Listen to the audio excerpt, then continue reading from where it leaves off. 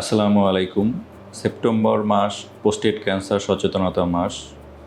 America সহ বিভিন্ন দেশ এই মাসটি পালন করে থাকে। আমাদের দেশে বিভিন্ন মেডিকেল কলেজ এবং বিভিন্ন হসপিটাল এই মাসটি পালন করে থাকে। আমরা জানি যে prostate cancer second most common cancer বয়স্ক পুরুষের ক্ষেত্রে, এবং এই ক্যান্সারের হার অনেক বেশি। ইউকেতে দেখা যায় প্রতি 8 জনে একজন এই ক্যান্সারে আক্রান্ত হয়ে থাকে, এবং আমেরিকাতে গবেষণা করে দেখা গেছে শতকরা 12.5% পুরুষ এই ক্যান্সারে আক্রান্ত হয়।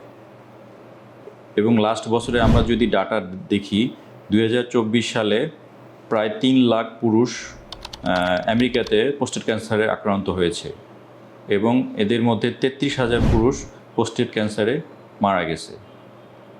সাধারণত প্রোস্টেট ক্যান্সারে কোনো প্রাথমিক অবস্থায় কোনো সিমটম থাকে না।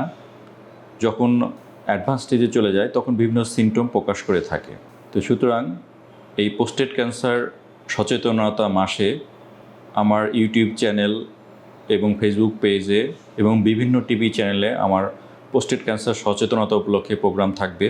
আশা করি আপনারা এতে অংশগ্রহণ করবেন। সবাই সুস্থ এবং ভালো থাকেন। আসসালামু আলাইকুম।